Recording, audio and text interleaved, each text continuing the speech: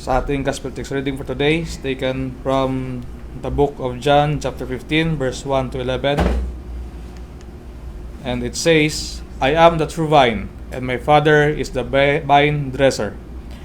Every branch in me that does not bear fruit, he takes away, and every branch that bears fruit, he prunes it so that it may bear more fruit. You are already clean because of the word which I have spoken to you. Verse 4, Abide in me, and I in you. As the branch cannot bear fruit of itself unless it abides in the vine, so neither can you unless you abide in me. Verse 5, I am the vine, and you are the branches. He who abides in me, and I in him, he bears much fruit, for apart from me, you can do nothing. Verse 6, If anyone does not abide in me, he is thrown away as a branch and dries up, and they gather them and cast them into the fire, and they are burned.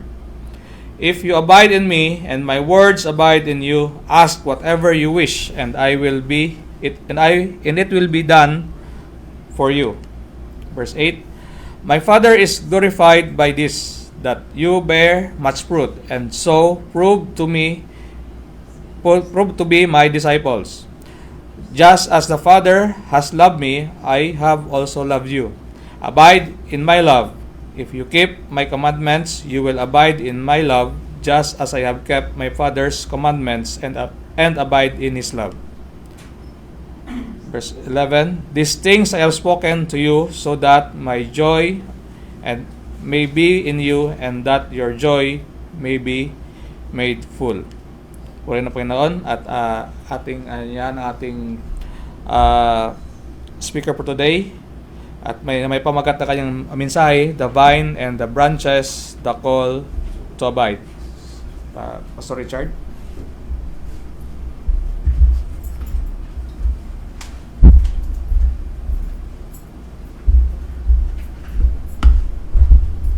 Let's pray. Father God in heaven, once again we give you thanks and praise sa opportunity na po, Panginoon, na binigay niyo po muli sa amin. Salamat po, Panginoon.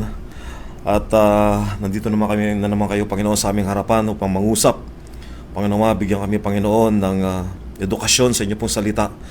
At muli, Panginoon, busugin ang aming spiritual na kalagayan.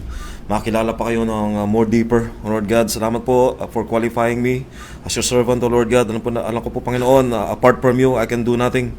Kaya, Panginoon, siya kayo nagbigay ng kapangyarihan sa amin upang sa ganoon through the knowledge and wisdom you have partake to each and every one of us, nagkaroon kami ng kakayanan, Panginoon, to comprehend your word. Salamat po, Ama, kayong magpala, mag-bless sa amin sa oras na to. Nawa ay magamit namin sa aming pong buhay ang inyong mga salita na ito na aming maririnig sa mga oras na to. In Jesus' mighty name we pray. Amen. Makapo na po tayo, mga kapatid.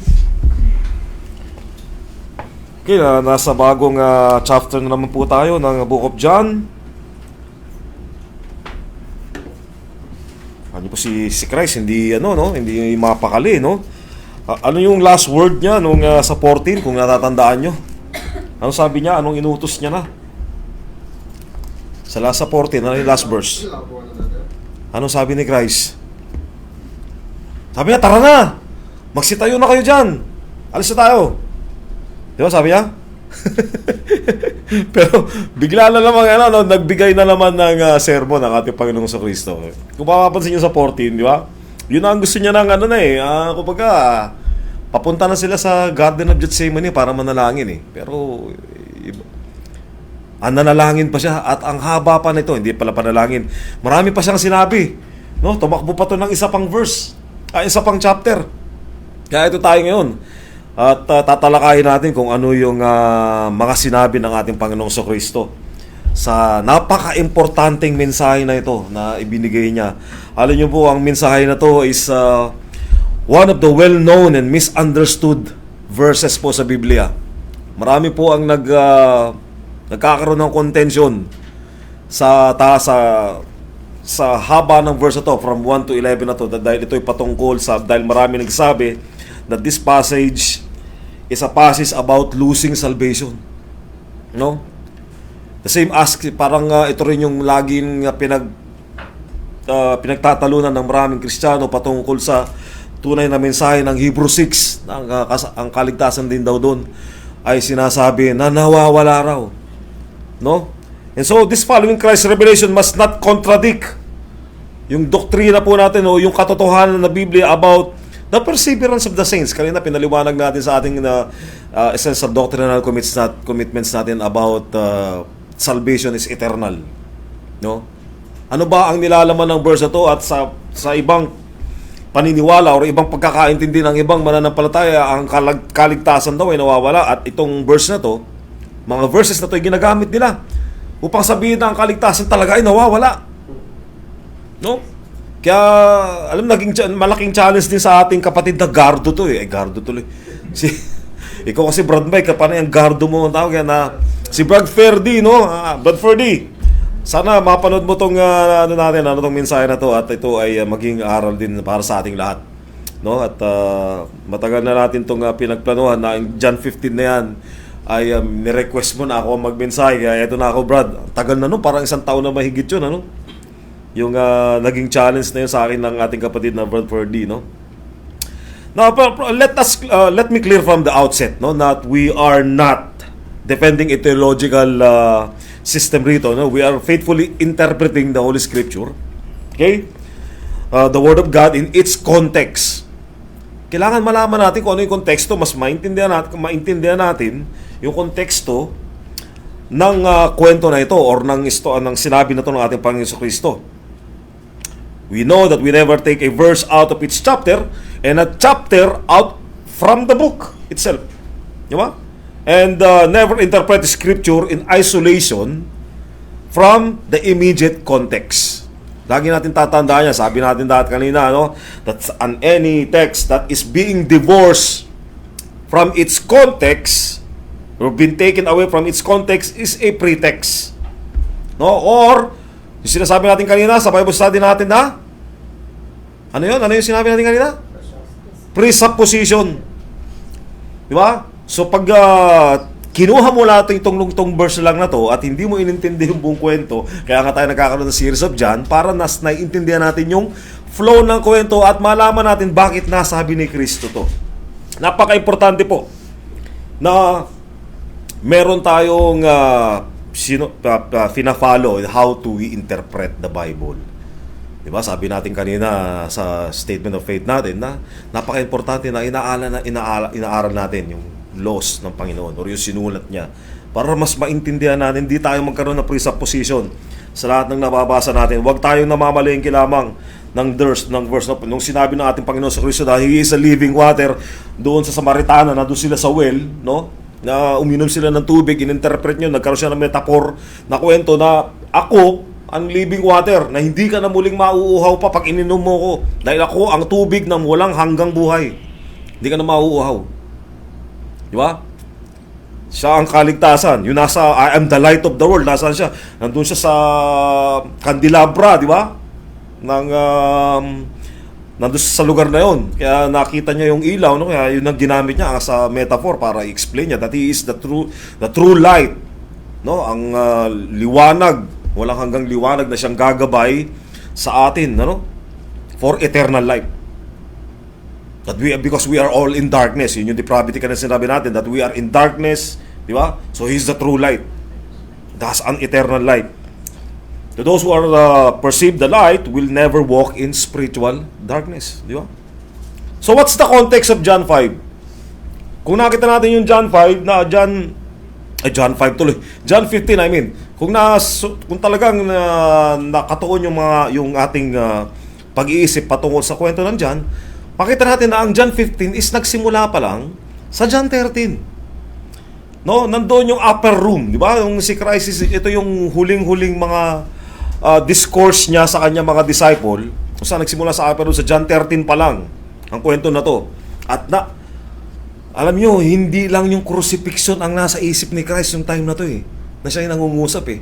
Nandoon pa rin yung John 13 na nalaman natin about Judas Iscariot. So what is the context of John 15? The context is Judas in the upper room pa rin. We started yun sa chapter 13, no? Jesus is not speaking in isolation.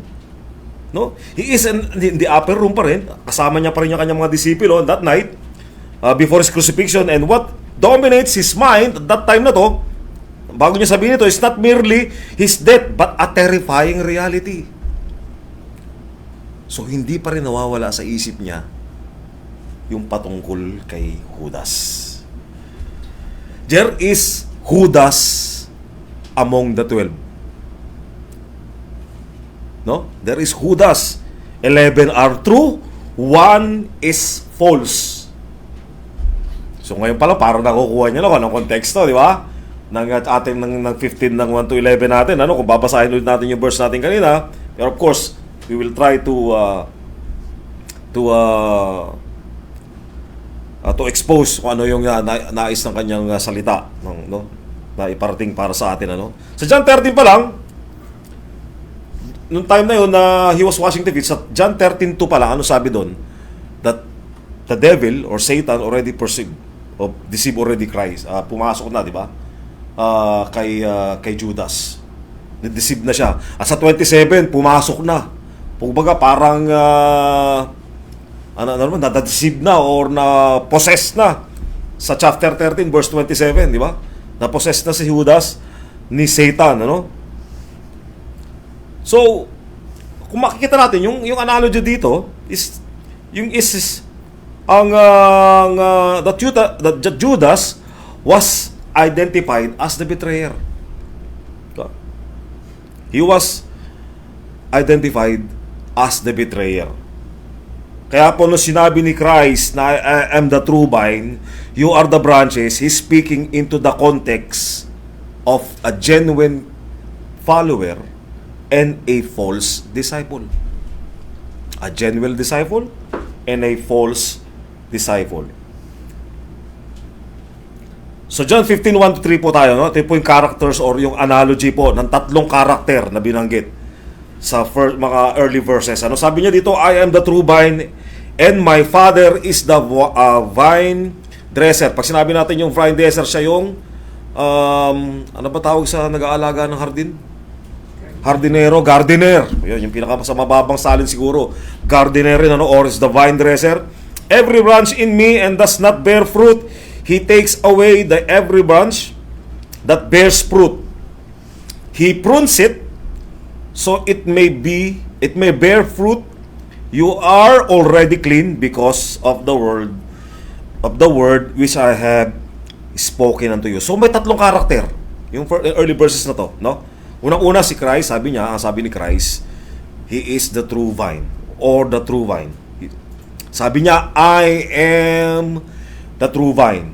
Alam niyo sa Book of John, may 7 I am dyan, which is yung ego I me na tinutukoy natin, pinag-aralan natin, that is proclaiming that he is the ancient of day God, he is the true God, ego I me, the almighty God, Yahweh, that is I am. Ito yung pampito, ito yung pinakahuli niyang sa Book of John na binanggit niya the I am. So alam na natin, pag sinabing I am, ego I me, yan ay tumutukoy sa God of Moses, the God of the Moses, God of Abraham, the God of Jacob. He is Yahweh or the God the Father, no? So Christ saying, I am the true vine is a direct confrontation. Pagsamahin na natin, I am the true vine. Bakit vine? Ito ay direct confrontation with Israel's identity. Dahil sa Old Testament, ang Israel ay tinawag niyang vine. No? Sa Psalms yan, ano, yan ang karakter ng Israel at that time, ano? So ginamit niya yung metaphors of vine and vineyards as a common in the Bible for a reason. In-address niya, alam niyo itong mga Jewish na to, alam nila pag sinabi ni Christ na I am the true vine. Dahil mga Hudyo lahat itong makaharap ng mga disipulo na to. Nakaka-relate agad ang statement ni Christ dahil sa pagkakaugnay ng nation of Israel was called a God's vine. Yan po yung matagpuan natin sa Isaiah chapter 5, sa Ezekiel chapter 15 or Hosea chapter 10 verse 1, no? Kung saan ang Israel ay tinatawag ng Yahweh as vine, no? But Israel failed as a vine dresser. I mean a vine, as a vine dresser, Troy. As a vine, ano? Kaya sabi ni Christ, I am the true vine. Dahil ito'y direct confrontation na. Dahil Israel failed to be a vine dahil nag-produce sila nag-fail sila ng sour grapes ang na-produce nila. No? So Israel failed as God's vineyard, but Christ succeeds perfectly.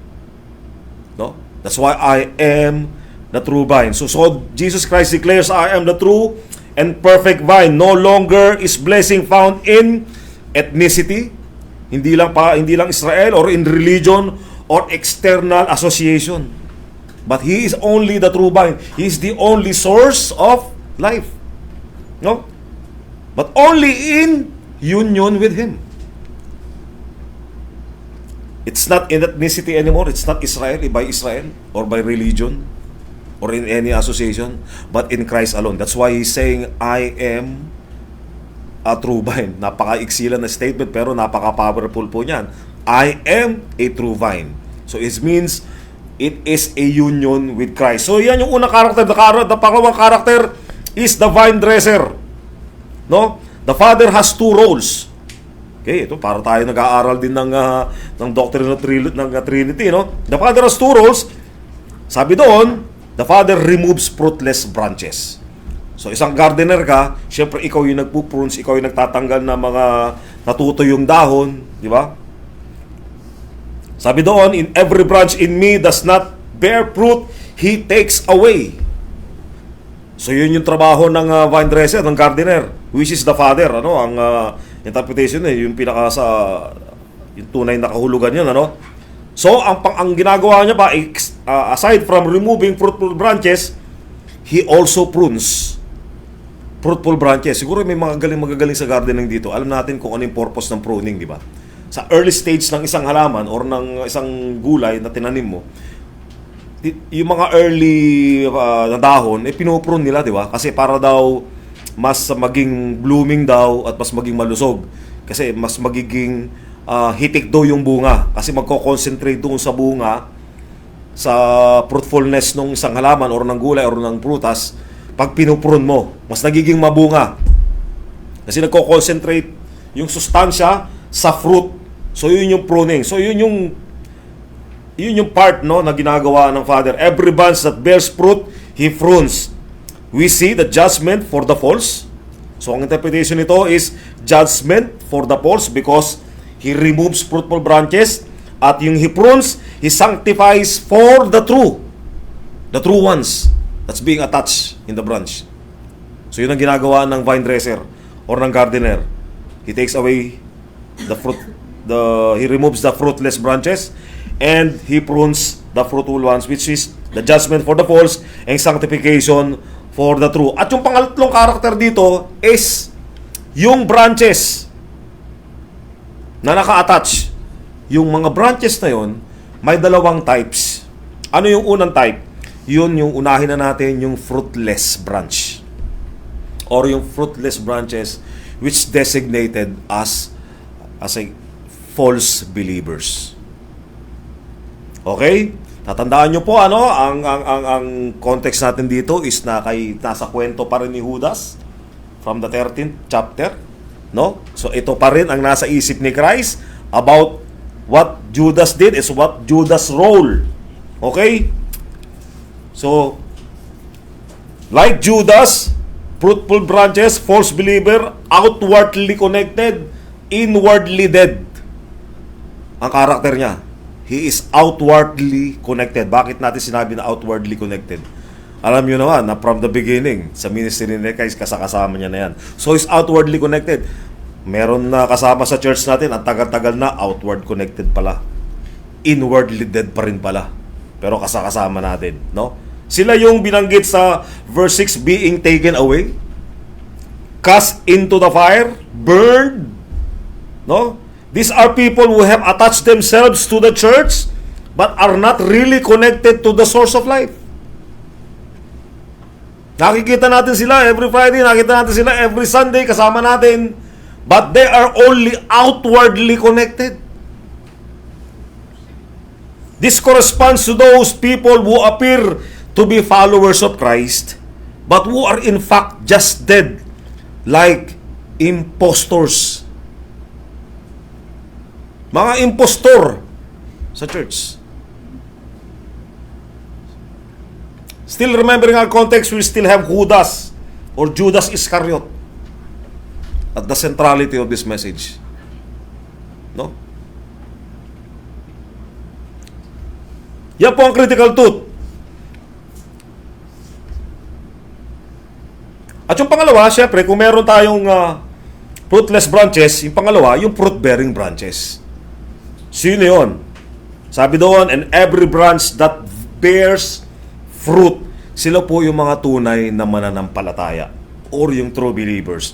They are the ones that is truly united in Christ. They are the ones who are bearing fruit.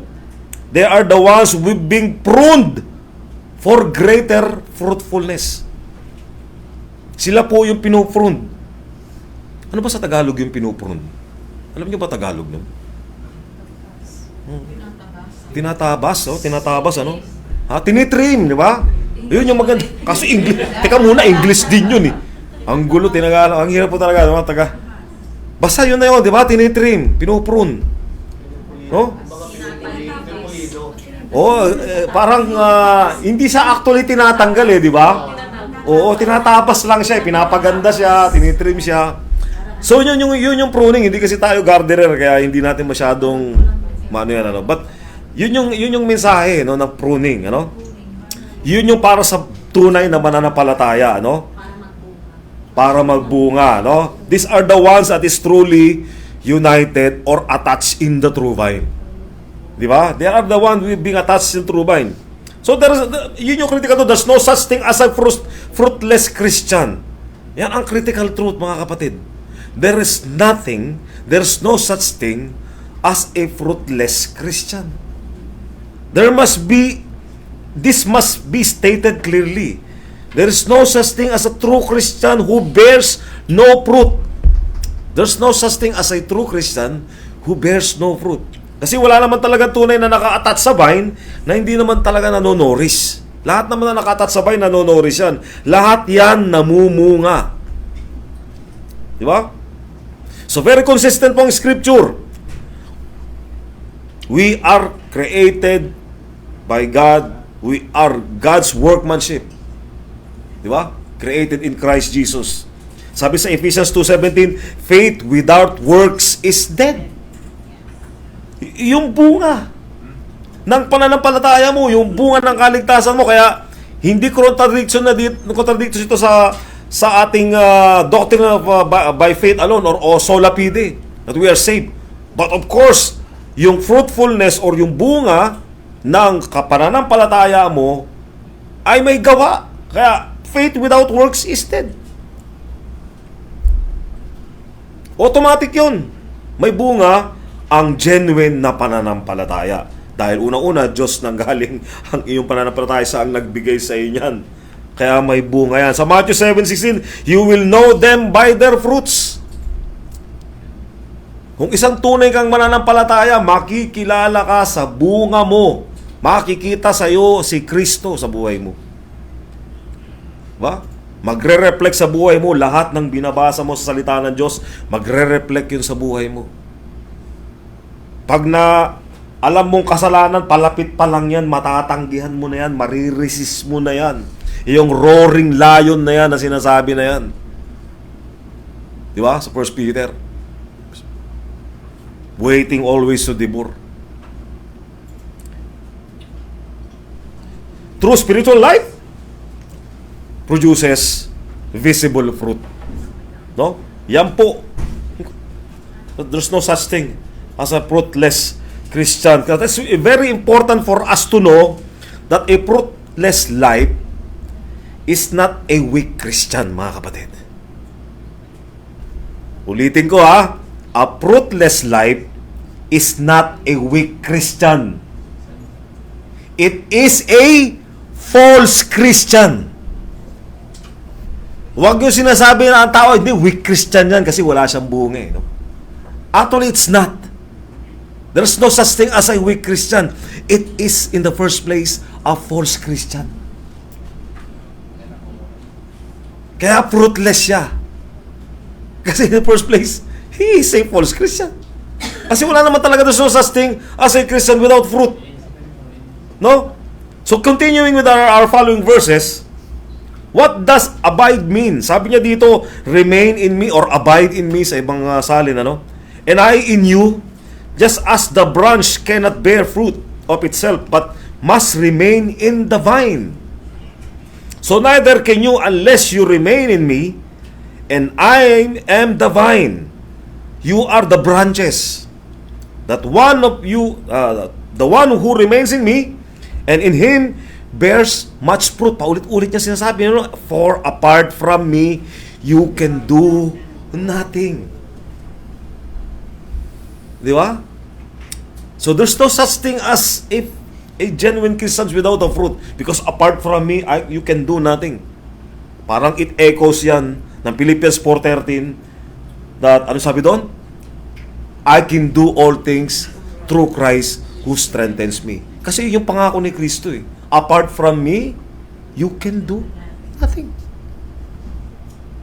Diba? So huwag kayong magiging out of context na Philippians 4:13, I can do all things through Christ who strengthens me. Parang sinasabi mo, parang minsan nawawala sila niyan, nilalagay pa sa sapatos. Parang kaya niyang gawin lahat, no? Dahil hindi niya alam yung context no, si Paul hirap na katakot-takot na persecution, no? Halos patayin na.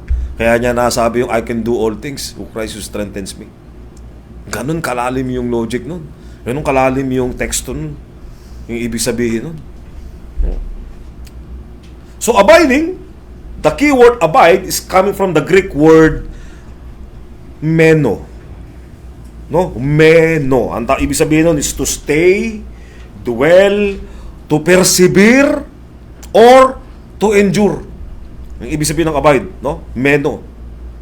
And abiding is equal to the evidence of genuine salvation. Abiding or being remain is equal to the evidence. It is the evidence of genuine salvation, mga kapatid. That's why we abide. Hindi lang dahil sa kagustuhan natin, mga kapatid. That is a manifestation of being saved. That's why you abide.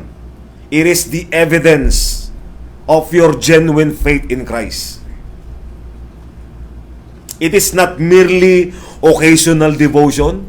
It is not temporarily attachment or temporary attachment. It is an eternal attachment. It is an inward manifestation of our faith. It is an inward relationship, hindi outward relationship lang. Pakitang tao lang. No. Kagaya ni Judas na 3 years nasa ministry, lakad ng lakad kasama si Kristo, na-witness niya na lahat-lahat. Lahat ng miracles, kahit na yung binuhay na si Nicodemus, na-witness niya lahat yan. Hindi ko alam mahirap ipaliwanag bakit may Judas. Who does not pay? Sabi pa nila. Ang hirap ipaliwanag, mga kapatid, di ba? Na may ganun. At hindi imposible sa mga panahon na yun na nakasama mo sa church ang isang Judas. Kala nila yung Judas lang, yung pagkakanulo lang, ganun lang kababaw pagkakaintindi nila, no? Na pinagkanulo lang si Kristo nung mahal na araw. No? Kaya si Kristo tuloy, sinisipan nila, napako si Kristo tuloy dahil kay Judas. Hindi nila alam talagang yun yung mission ng Diyos. No? But of course, the message of it is merong Judas talaga na false believer. Yung pinaka-centrality ng message is there is a false believer among us. Kagaya nila among the disciples, among the 12, there is one who is a false believer, who is a false branch. So this is defines abiding in 4 ways. Ano ang bunga o how Jesus Christ defines abiding or being remaining in Him in 4 ways. Unang-una, they bear fruit, in sa verse 5. Pangalawa, they continue in love, sa verse 9. Pangatlo, they obey Christ's commands. Ba? May nabasa ba tayong if dyan sa basa? Ano? Parang gano'n na rin yun, ano? Diba? If you keep my commandments, diba? They continue in love, they bear fruit, they continue in love, they obey Christ's commands, at pang-apat, they remain. They persevere.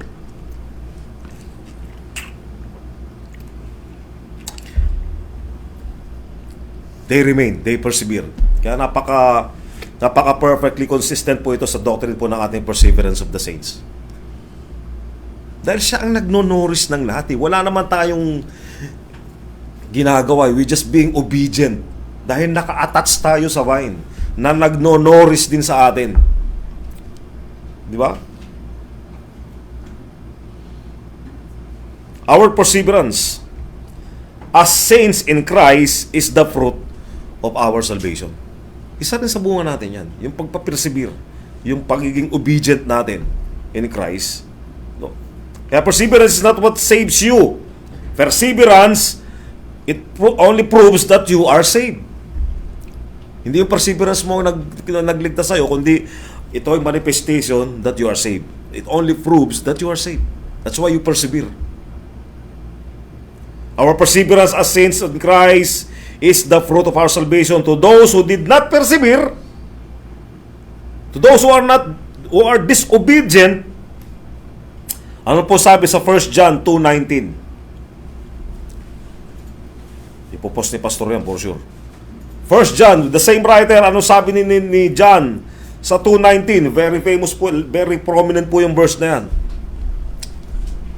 Ano sabi niya? They went out from us because they were not of us.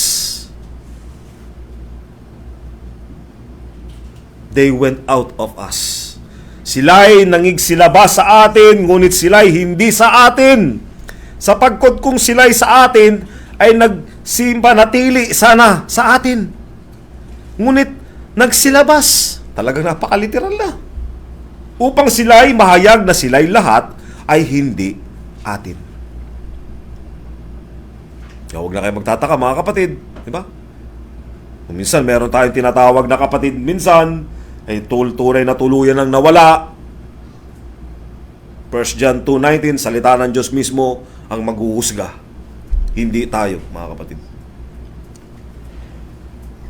Okay? So ano po ang nature ng true union with Christ? No? This is the nature of the true union in Christ. It is an organic, living, and vital. Yung po ang nature po ng tunay na union natin kay Christ. Walang artificial relationship o walang superficial na relationship. Tunay ito. Ito ay buhay. Buhay ang pagiging Kristiyano. At very energetic or vital. Ang isang pagiging tunay na Kristiyano, hindi ka lang nakaupo dyan every Sunday or every Friday sa church, kundi meron kang ginahawakang ministry. Meron kang ginagampanan as a body of Christ. Walang parte ng katawan ni Kristo na walang silbi or walang parte or walang function. Lahat may kanya-kanyang function yan. That's why that is the manifestation of a true union with Christ. Like a branch in a vine, the life of Christ flows into the believer. Si Kristo ba, nakita nyo na tumigil yan sa kanyang ministry? Yung mga aputunin niya, apostol ba, nakita nyo ba na minsan nagpahinga yung mga yan? Lakad ng lakad dyan, isipin mo, 100 miles nilalakad nila, Jerusalem, from Capernaum to Judea. Babat paog yung mga yan, lakad ng lakad, 3 years nilang ginagawa yan. Napagod ba sila? Nagreklamo ba minsan? Isa mo nga, doon na nga sa, makikita mo kung napagod sila, yes. Tao sila physical Kahit naman si Christ, napagod. Kaya nga doon sa Garden of Gethsemane, si Christ nananalangin Lahat sila natulog na Sa sobrang pagod Galing pa naman sila sa dinner. O, di ba? Sa Last Supper. Pagdating doon sa Garden ng Gethsemane, wala na, lahat inantok na. Hindi na sinamanan si Kristo na manalangin.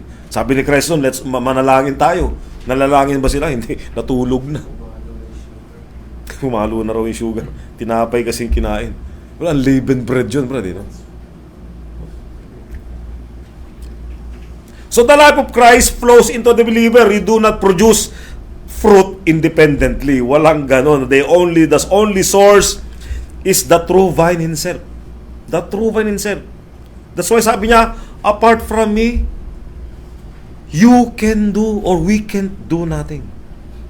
Apart from Christ. Our sufficiency is only God. Siya ang nagsusustain ng lahat ng bagay sa atin. Lahat ng ating spiritual ability comes from God alone.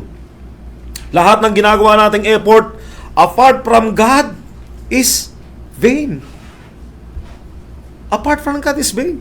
Kaya nga hindi tayo napapagod. Dahil lahat ng ginagawa natin, lahat ng ginagawa ni pastor sa church na ito, lahat ng ginagawa ng bawat isa dito sa church na ito, hindi para sa sarili mo.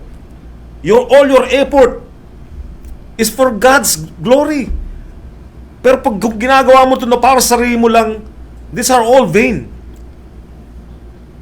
Sabi nga, di ba, sa very famous verse, what benefit a man? Either he gains the whole world and loses his soul. Kahit anong klaseng katagumpayan na ma-attain mo. Sa mundong ito, lahat na lang ng kayamanan, lahat ng kapangyarihan, pero ang kapalit naman nito is mawala ang kaluluwa mo or mapunta ang kaluluwa mo sa impyerno. Everything is in vain. Because apart from me, you can do nothing. That's why He's the true vine. Are you attached on the true vine? Sa aming listeners online, are you attached in the true vine? Are you being nourished by the true vine? Are you being nourished by Christ? Are you being pruned by Christ? Kaya the Father's, ito yung trabaho niya. Merong pruning or yung tinatawag natin na sanctification. That's the other term for pruning. Sinasanctify niya ang genuine na mananampalataya o pinakababanal niya sa mababang kahulugan. Ang isang banal na Kristiyano, ang isang tunay na Kristiyano, sa kanyang lifetime ay pinakababanal niya. Ito ang proseso ng isang Kristiyano, kaya siya ay patuloy na nagbubunga. Pinupurun siya, sinasanctify siya. True believers are not cut off. Sabi niya, He prunes it so it may bear more fruit. True believers are not cut off, they are pruned. Pruning corresponds to divine chastening. Sabi kanina sa natin, this is a divine discipline. Kaya huwag kayong magtataka bilang sa Kristiyano, huwag nyo sisisihin ng Diyos kapag kayo ay nakakaranas ng trials, mga pagsubok, suffering, loss of life, loved ones, karamdaman, sakit na malalala. Because this is a part of pruning process of God. This is a part of sanctification. Dahil ito ay nagre-reveal ng tunay na karakter ng Diyos sa ating buhay. Ang pagdaan mo sa pagsubok sa buhay o anumang suffering or pagdisiplina sa iyo ng Diyos dahil sa bunga ng kasalanan mo na habang tunay ka nga Kristiyano pero patuloy ka pa rin nananahan sa kasalanan, may discipline yan. May chastisement yan. Kapag hindi ka chinastise ng Diyos dahil patuloy ka nagkakasala pero hindi ka chinastise, magtaka ka na, mga kapatid. Baka si Judas ka.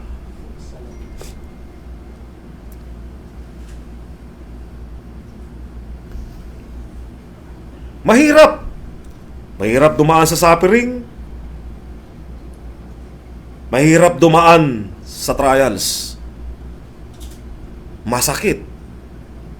Nakakapanghina. Nakaka-drain. Tao lang tayo di ba? Yung sign of aging nga lang, hindi mo ma-distinguish yan. Yan ba yan ba? Si Ate Grace tuloy napapatawa. Yan ba trials ba yan? Suffering ba yan sign of aging? Nagdeteriorate yung health mo. It's suffering, di ba?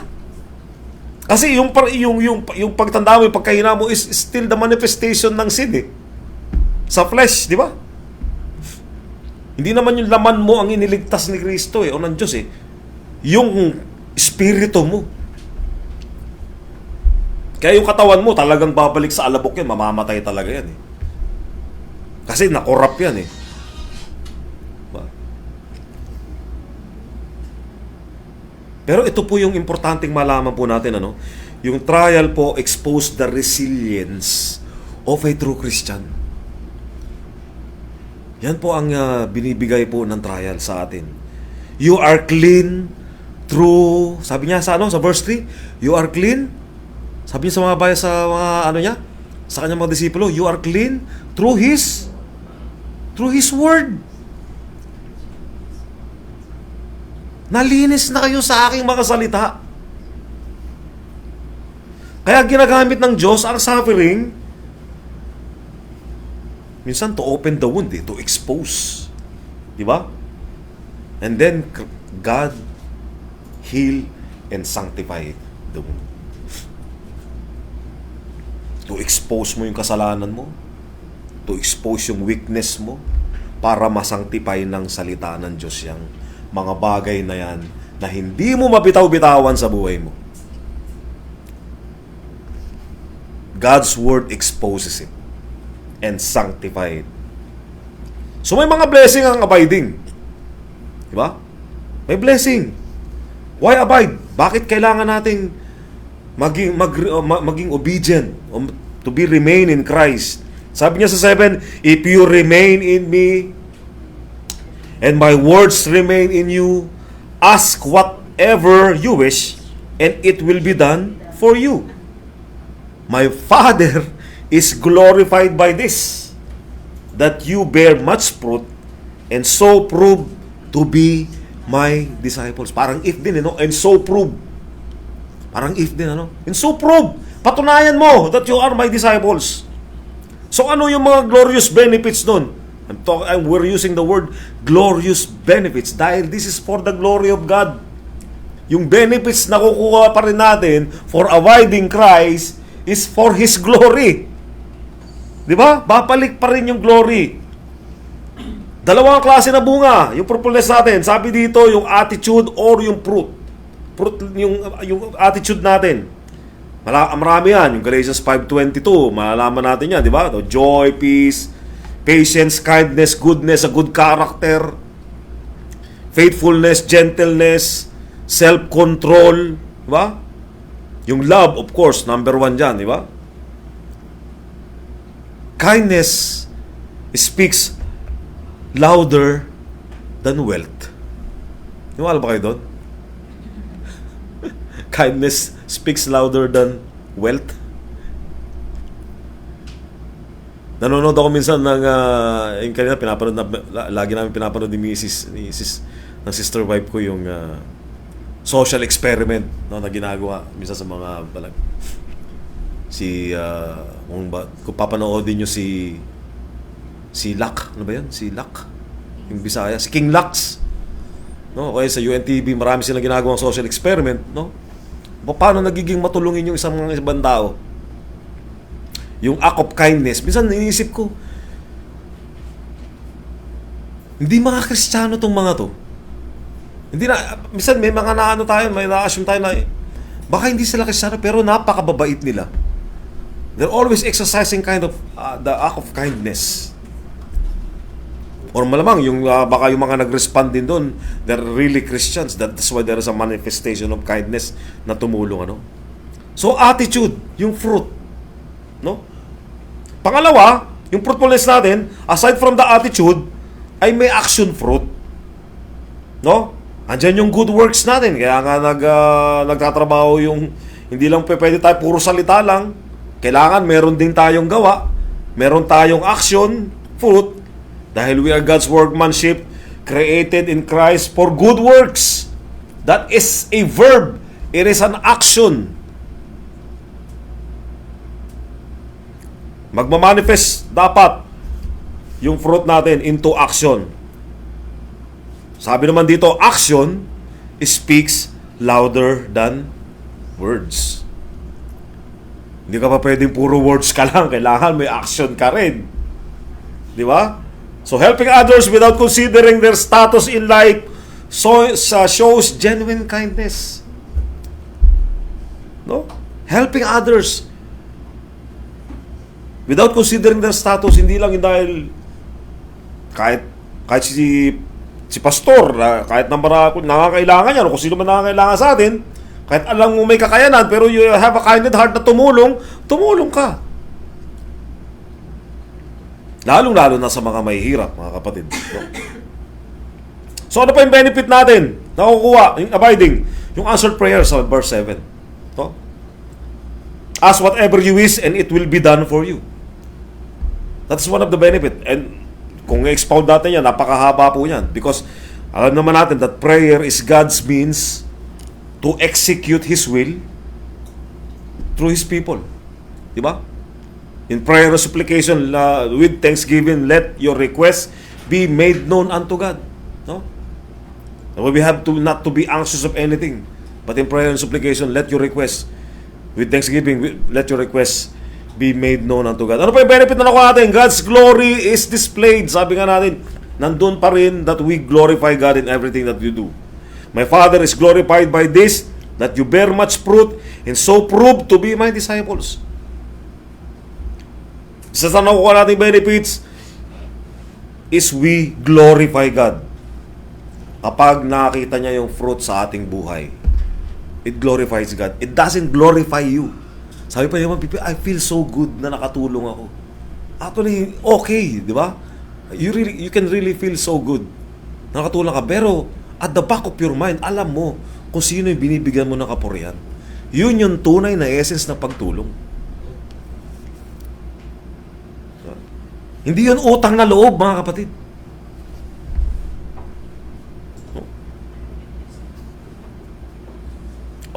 Siyempre, sabi sa verse 11, full joy. Joy is an inner attitude of the heart. No? Hindi kagaya po ng happiness which is temporary and superficial. Pero sabi sa verse dito, may joy may be in you and that your joy may be made full. Bakit hindi niya sinabing happiness? Bakit joy? Always, the Bible always use the word joy. Dahil ito yung fruit of the Holy Spirit. This is the attitude of a Christian heart. Uncorruptible attitude of a Christian heart.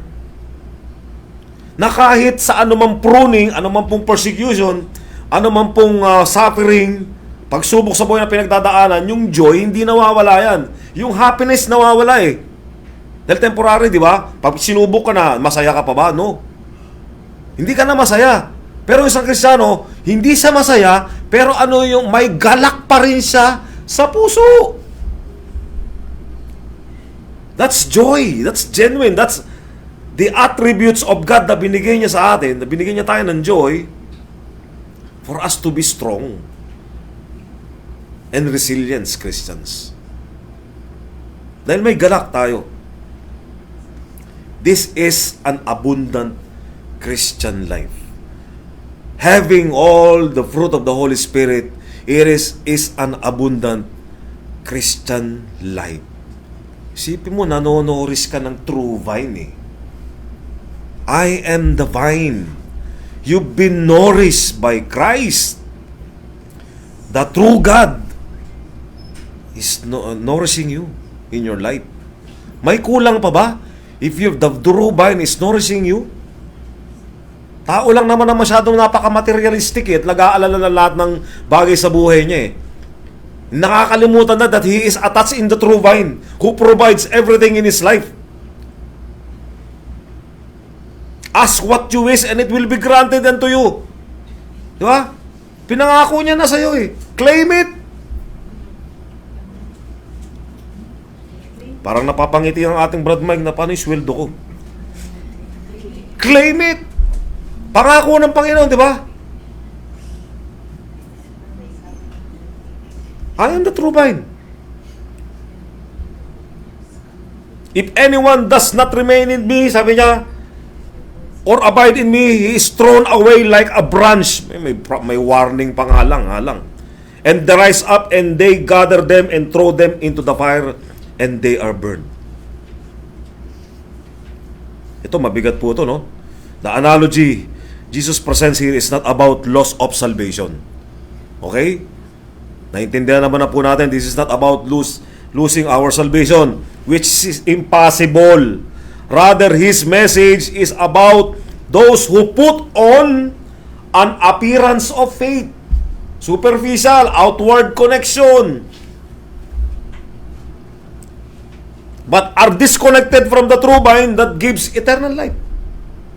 Sabi niya, if anyone does not abide, is cast out in the fire. They are burned. Ano nakakatakot? Kasi nga si Judas ka. This is not a loss of reward. In the first place, wala ka naman talaga reward. This is a judgment. This is hell. Those branches which don't bear fruit are destined to be cut off and destroyed. Their permanent bareness proves they were never attached to the life-giving aspects of the vine in the first place. This is judgment. This is hell. Talagang masusunog ka literally, oh. Huh? And they are burned. And this cannot be referred to the true believers. Bakit? Ano ba pinagdaanan natin sa John chapter 6 verse 37? Ano yung pangako ng Panginoon? Sabi niya, everything that the Father gives me, John 6:37, everything that the Father gives me will come to me, and the one who comes to me, I certainly not cast out. Di ba? I will never cast out. Alam ka naman magkaroon ng contradiction yung dalawa na yan, di ba? So alam na natin yung tunay na context ng John 15 ay very relevant sa is coherent, di ba? Sa ibang passage ng katuruan ng Biblia, di ba? So you don't lose your salvation. They lose their salvation in the first place. They are not saved. Wala naman talaga sila doon sa core ng relationship with Christ. So who are these? These are Judas branches. Di ba? Professing. Tingnan nyo to, ha. Sino yung mga Judas? They are professing and not possessing. They are professing and not possessing. Gagaya po ni Judas yan, na laging kasama si Kristo, pero wala pong natutunan, araw-araw, oras-oras naririnig ang salita ng Diyos, ang kanyang turo ni Kristo. Ang system, meron lang palang outward connection ng ating ang Judas, or superficial or panglabas lamang ang attachment niya, pero walang inward connection or inward dead inwardly. Yan po sila. Sila yung kasama natin dati, pero nawala kasi na-cast out na pala. Hindi na prune, kundi gaya ni Judas. Anong ginagawa ng vine dresser? He is thrown away like a branch and dries up, and they gather them and throw them into the fire, and they are burned. Sa Romans 1, may maganda rin pong passage dyan, no? Patungkol sa kanila. God gave them over to their sinful desires, gave them over a depraved mind. Gave them over to their uncleanliness, to their degrading passions. Yung makalaman nilang gusto, sinuway nila yung Diyos dahil ang gusto nilang masunod yung sarili nilang makalaman. Earthly desires, uncleanliness.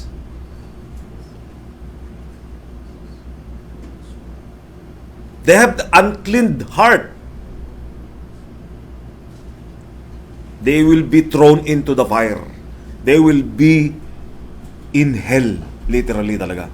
Ginawa ng Diyos ang hell or ang impyerno for a certain purpose. Yan yung mga kampo ni Judas. Nandun sila, magkakasama-sama sila dun. They are not really one of us. No? But by abiding, the love of Christ and the Father will remain with us. Diba? Sabi niya sa 9, just as the Father has loved me, I also have loved you. Remain in my love. If you keep my commands, you will. Yan pala, may if pala sa 10. If you keep my commands, you will remain in my love, just as I have kept my Father's commands and remained in His love. Talagang we are in union with Christ, ano? Kung ini-equate ni Christ lagi yung buhay niya sa God the Father, ini-equate niya rin tayo sa Ama. So we are in union. We are in the members of royal priesthood nga di ba? Pinag-aalanan natin yung royal priesthood. Dahil naka-union tayo, naka-attach tayo sa vine. We are a member of the royal priesthood. You are a member of the royal family. What a kind of privilege. Ano pa ba ang hahanapin mo bilang tao? Na lahat na lang nakagandahang bagay ay ipinalano na ng Diyos para sa'yo.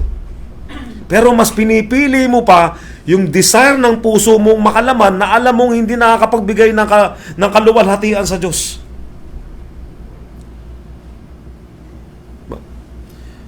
Mahirap mabuhay sa mundo, lalo na bilang Pilipino na napakagulo ng bansa natin, mga kapatid. Ang daming pagsubok.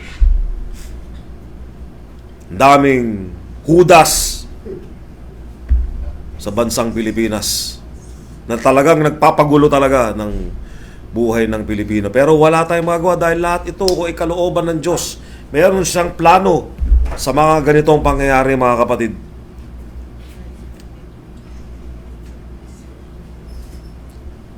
So to love Christ and to obey Him are one at the same. Di ba? Kung mahal mo talaga ang ating Panginoong Kristo, you have to be obedient. Hindi natin po pwedeng sabihin na mahal natin ang Diyos, pero pasaway ka. Pasaway tayo. You obey Christ because you agape Him. Hindi lang particularly in a simple message of love. You agape Christ. Pag sinabing agape, love the Lord your God with all thy heart, with all thy soul, and with all thy might, and with all thy strength. That is agape love.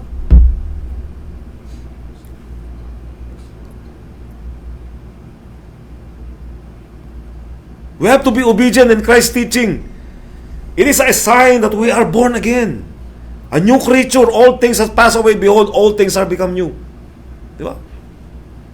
Our obedience is the means by which we transmit His love to the world. Kaya di ba, sa Matthew 5:16 na sabi doon, let your light so shine upon all men, that they may see your good works and glorify your Father which is in heaven. So anong fruitfulness pa rin yun? To glorify God. Let your light so shine among men, that they may see your good works and glorify God which is in heaven.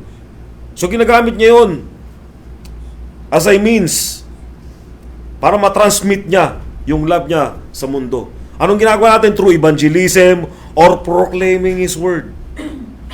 Di ba?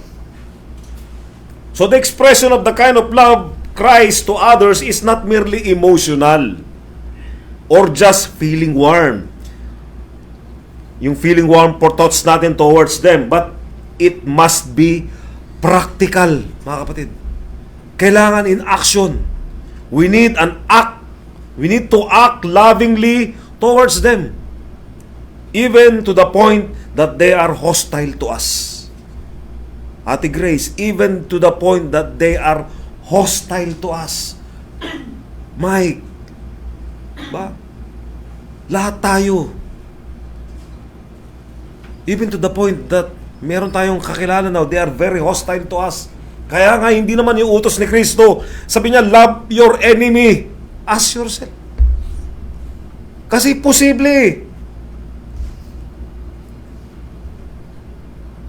And lastly, obedience is a method by which we glorify God.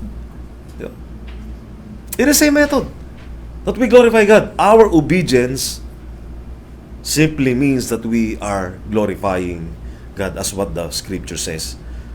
Diba?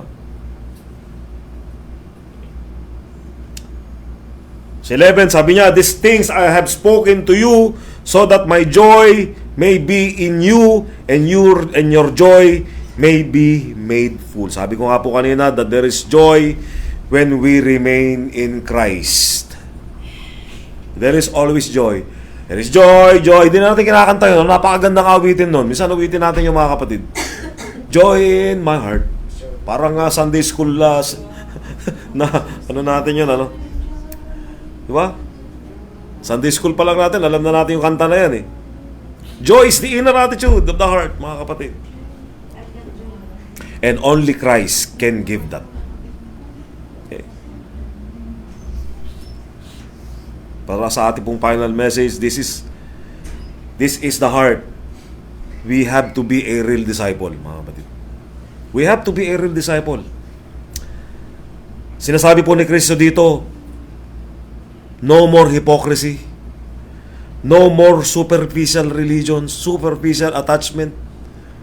No more outward relationship or outward commitment.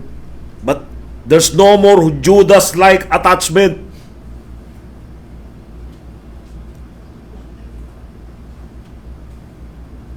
There always must be an inward manifestation. There's an inward relationship to the true branches that is being truly and genuinely attached to the vine. Because Christ is the true vine. Abide in Christ. We have fruit, we have joy, we have assurance, we have eternal life. So, examine po natin ating mga sarili.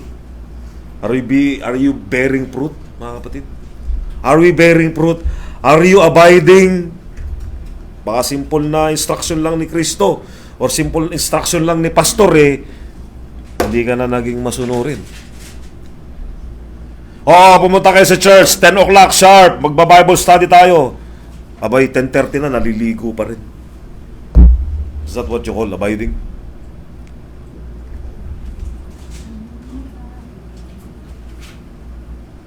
Are we continuing in Christ?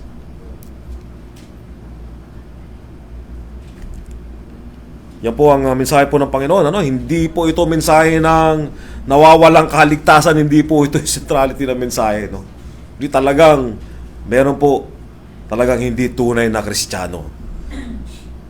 Na kasama natin, naging kasama ni Kristo, pero peke pala. No? Dahil hindi pala, in the first place, hindi pala natin talaga siya kasama. Tayo po yung manalangin. Father God in heaven, maraming salamat po sa napakagandang mensahe na ito na binigyan niyo po sa amin. Ito po yung aral sa bawat isa po sa amin, na kami bilang isang tunay na palataya ay may tunay na bunga, Panginoon, na nanggagaling lamang po sa inyo. Lord, search our hearts. Expose every false profession, Panginoon, sa aming pong buhay. Strip away every mask po ng kasalanan sa amin, Panginoong Ama. Lord, ay nandoon yung total commitment natin, total na pagsuko namin, Panginoon, na aming mga sarili sa inyo po, Panginoong Ama. Nawa, Lord God, ay patuloy nyo kaming linisin, Panginoong Ama. Truly prune us, O Lord God. Alam po namin, Panginoon, ang mga pagsubok namin sa buhay, siyang ang tunay na nag-expose sa amin bilang isang Kristiyano. Gawin nyo kaming asin at ilaw sa mundong ito, Lord God, upang sa ganoon ay mabigyan namin kayo ng mataas na kapurihan. Maraming salamat po, Panginoon Ama. Make us as true branches, abiding in you, O Lord God, na nagbe-bear po ng bunga. Namumunga po kami ng lahat ng bunga ng Banal Espiritu Santo, Panginoong Ama, para sa inyo lamang pong kapurihan. Maraming salamat, Ama. Ito pong aming salamat dalangin na may mataas na papuri pa. Salamat sa pangalan ng aming Panginoong Yesus. Amen.